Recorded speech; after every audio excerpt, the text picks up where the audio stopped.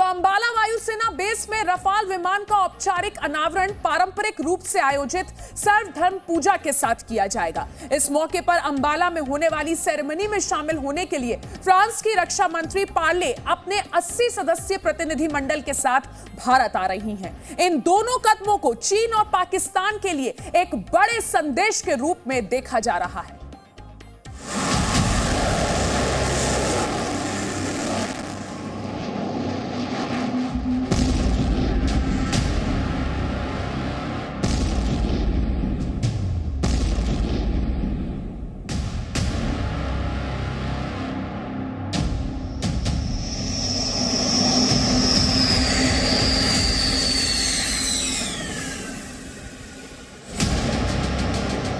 अब न चीन बचेगा न पाकिस्तान। आसमान में दुश्मनों का काल।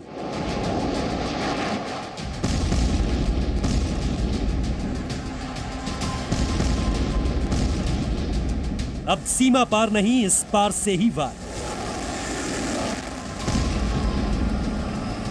रणभूमि में आ गया आसमान का बाहुबली। वायुसेना में रफाल का राज तिलक।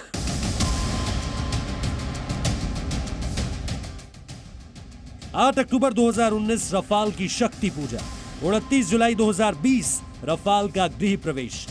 10 सितंबर 2020 रफाल का राज तिलक।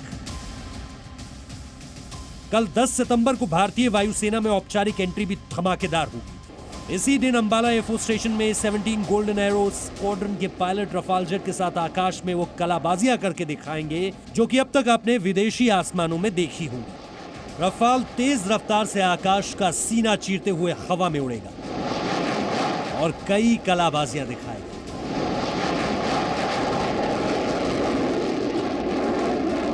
रफाल के राज तिलक की तैयारी कितनी खास है, इसका अंदाजा इस बात से लगाया जा सकता है कि इंडक्शन सेरेमनी में चीफ गेस्ट के तौर पर फ्रांस की रक्षा मंत्री फ्लोरेंस पार्ले और भारत के रक्षा मंत्री राजनाथ सिंह होंगे। साथ ही इस ऐतिहासिक क्षण पर सीडीएस जनरल बिपिन रावत और वायुसेना प्रमुख आरकेएस भदौरिया मौजूद रहेंगे। समारोह के लिए अंबाला एयरफोर्स स्टेशन के अलावा कैंट इलाके में आसपास सुरक्षा बढ़ा दी गई है।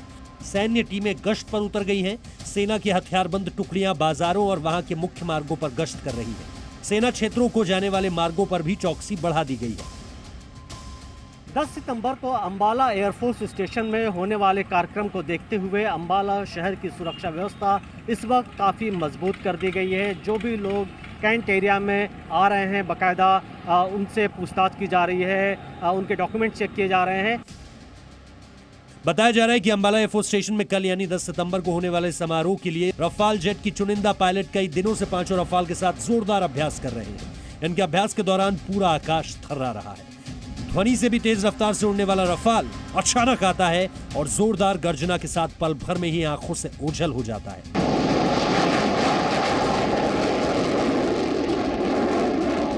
ये तैयारियां बता रही हैं कि भारत जमीन से लेकर आसमान तक अपनी सीमाओं की सुरक्षा को लेकर किसी भी तरह की गुंजाइश छोड़ना नहीं चाहता। रफाल की ताकत की वजह से भारत के दुश्मनों के होश पस्त हैं। रफाल 4.5 जनरेशन का लड़ाकू विमान है। भारत और फ्रांस के साथ हुए करार के मुताबिक 2022 तक भारत को 36 रफाल जेट मिल जाएंगे। पहले 18 रफाल जेट अंबाला एयरबेस पर रखे जाएंगे, जबकि बाकी के 18 विमान पूर्वोत्तर के हाशिमारा में तैनात किए जाने का प्लान है। अगर चीन ने हमारे इलाकों में किसी भी तरीके की दुस्साहस की, हमारे इलाकों में घुसपैठ करने की कोशिश की, तो रफाल जेट भारतीय वायुसेना के लिए जिस तरीके से एक हथियार के तौर पर, एक बड़ी ताकत के तौर पर एक शामिल होने जा रहे हैं, वो चीन के खिलाफ अपनी बड़ी भूमिका साबित कर सकते हैं। मनीष शुक्ला, जी मीडिया, अंबाला। और अब आपको बताते हैं रफाल की ताकत के बारे में। 55,000 फीट से हमला करने की इसमें क्षमता है। 16 टन बम मिसाइल ले जाने की क्षमता है। मल्टी डायरेक्शनल रडार सिस्टम है इसमें। 40 लक्ष्य की एक साथ निगरानी की जा सकती है। 2200 किलोमीटर प्रति घंटे की रफ्तार है रफाल की। 3 तरह की घातक मिसाइलें और लेजर गाइडेड बम की ताकत रफाल रखता है। इंटीग्रेटेड सेल्फ प्रोटेक्शन सिस्टम दुश्मन का रडार जाम करने में सक्षम है, जो कि रफाल की सबसे बड़ी खासियतों में से एक मानी जाती है। 1000 किलोग्राम वजनी कैमरा परमाणु हमला करने में सक्षम है। तो ये वो क्वालिटीज है जिसकी वजह से रफाल को एक बहुत ही ताकतवर हथियार माना जाता है।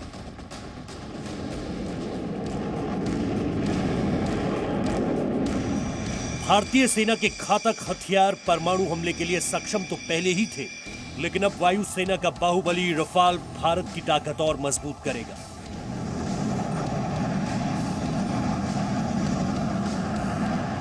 रफाल की परमाणु मिसाइल ले जाने की क्षमता इसे सबसे अलग बनाती है। चीन और पाकिस्तान के सबसे ताकतवर फाइटर जेट्स में भी ये खूबी नहीं है। रफाल दोनों ही twin engine, delta wing, semi stealth capabilities के साथ साथ 4.5 जनरेशन का फाइटर है। ये न सिर्फ फुर्तीला है बल्कि इससे परमाणु हमला भी किया जा सकता है। राफेल चौथी और पांचवी जनरेशन के बीच इस वक्त का दुनिया का आधुनिकतम एयरक्राफ्ट है। ये हर किस्म का टास्क, इसे ओमनी रोल एयरक्राफ्ट कहा जाता है, चाहे एयर इंटरेक्शन हो, चाहे एयर डिफेंस हो, चाहे ग्राउंड अटैक हो, चाहे रिकॉनाइसेंस हो, या फिर न्यूक्लियर वेपन्स को डिलीवर करना हो, ये सब रोल राफेल कर सकता है।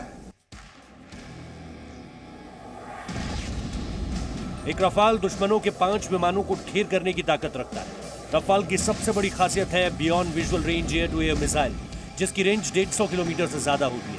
इसे ऐसे समझिए कि ये भारत की सीमा के अंदर से ही पाकिस्तान में 150 किलोमीटर अंदर तक प्रहार करने में सक्षम है। छोटे आकार और सटीक निशाने की वजह से रफाल फाइटर जेट को वॉर जोन में किलर भी कहा जाता है। इसमें दुनिया की सबसे सुविधाजनक हथियारों को इस्तेमाल करने की क्षमता है, जो पाकिस्तान और चीन दोनों के लिए चिंता की सबसे बड़ी वजह है। रफाल जहाज से आने से भारत की वायुसेना की काबिलियत काफ़ी बढ़ेगी, क्योंकि उसके अंदर बहुत बड़े आधुनिक हथियार हैं, जिसके अंदर आपके मीटोर मिसाइल हैं जो एयर टू एयर मिसाइल है, और उसके बाद स्कैल्प मिसाइल हैं जो कि ग्राउंड एयर टू ग्राउंड हैं और जिसकी रेंज 600 से 700 किलोमीटर दूर है। हालांकि भारत की परमाणु नीति का मूल सिद्धांत पहले उपयोग नहीं है। इस नीति के तहत भारत किसी भी देश पर परमाणु हमला तब तक नहीं करेगा जब तक कि शत्रु देश भारत के ऊपर हमला नहीं कर देता। भारत अपनी परमाणु नीति को इतना सशक्त रखेगा कि दुश्मन के मन में भय बना रहे। ब्यूरो रिपोर्ट, जी मीडिया।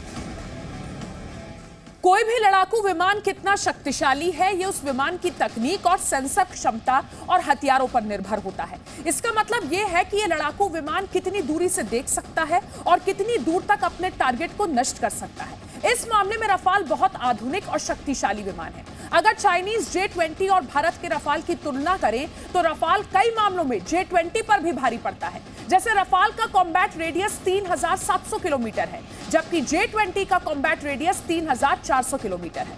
कॉम्बैट रेडियस का मतलब है कि लड़ाकू विमान अपने बेस से एक बार में कितनी दूरी तक जा सकता है। चीन अपने J-20 लड़ाकू विमानों के लिए अभी नई पीढ़ी का इंजन तैयार नहीं कर पाया है और अभी भी वो रशिया के इंजन को इस्तेमाल कर रहा है, जबकि रफाल में शक्तिशाली और भरोसेमंद F-88 इंजन लगा हुआ है।